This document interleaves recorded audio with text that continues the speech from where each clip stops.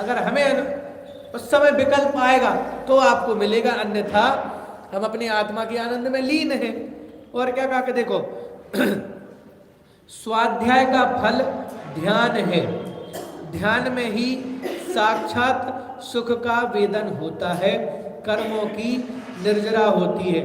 अतः बाहर से उपयोग को समेटते हुए आत्म ध्यान का अभ्यास अवश्य करें। क्या कहा कि स्वाध्याय का फल ध्यान है और ध्यान में ही साक्षात सुख का वेदन होता है। कि भैया पहले पढ़ लिया ना, पढ़ लिया, फिर उसके बाद क्या बताया, अनुप्रेक्षा, बार बार चिंतन किया। तो जब चिंतन किया तो उसमें क्या हुआ, तत्व निर्णय हुआ कि ये चीज है, ये उपादेय है, इसको जानना है, इसका त्याग करना है, इसका। तो बोले वो ध्यान, स्वाध्याय का फल ध्यान है कि अगर आप स्वाध्याय कर रहे हो तो इसका मतलब उसका फल आपको प्राप्त होगा कि आप ध्यान भी करेंगे।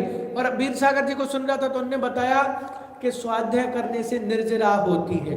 क्या कहा, बोले अनंत गुनी निर्जरा होती है स्वाध्याय करने से।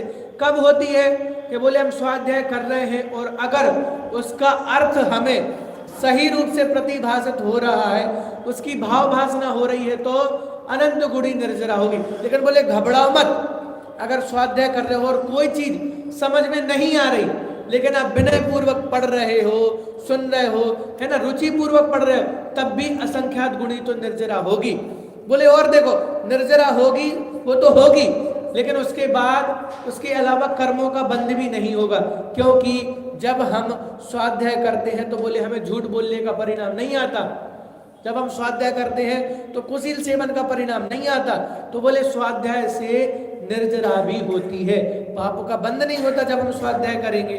तो लिखा के देखो, ध्यान में ही साक्षात सुख का वेदन होता है, कर्मों की निर्जरा होती है। इसलिए हम कोई बात सुनते ना, कभी भी प्रवचन में विद्वानों को सुनते तो कोई बात ऐसी है कि एकदम सीधी हृदय में प्रवेश कर जाती है, तो अंदर से फिर आह या बाहर निकलता है कि क्या बात है।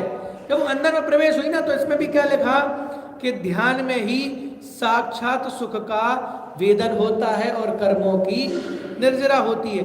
अतः बाहर से उपयोग को समेटते हुए आत्म ध्यान का अभ्यास अवश्य करें। इसलिए क्या कहा कि भैया उपयोग तो हमारा फैला हुआ है ना, पंचेंद्रिय का विस्तार तो है ही।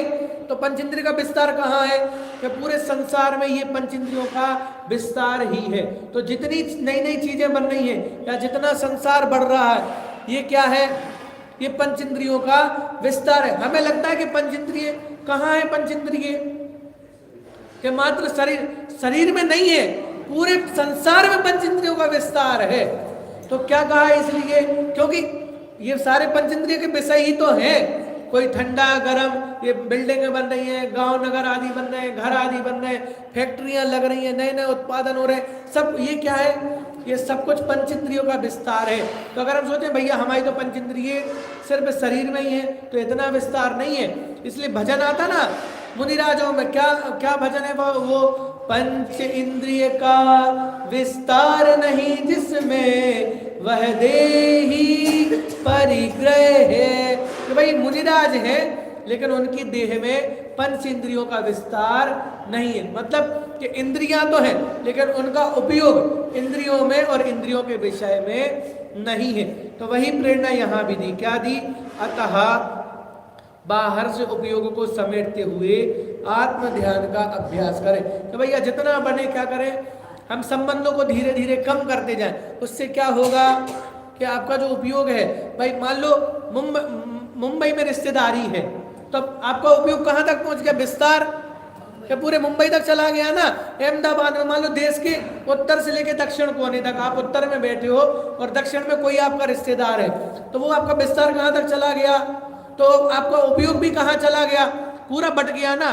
तो क्या बताया यहाँ पे, वही बताया कि अतः बाहर से उपयोग को समेटते हुए आत्म ध्यान का अभ्यास अवश्य करें। स्वाध्याय तो करें ही करें, लेकिन स्वाध्याय के साथ क्या करें, तो उपयोग को सीमित करें। देखो पहले बताया था मुनिराज ने यहाँ देखा है इसलिए यहाँ लिखा है।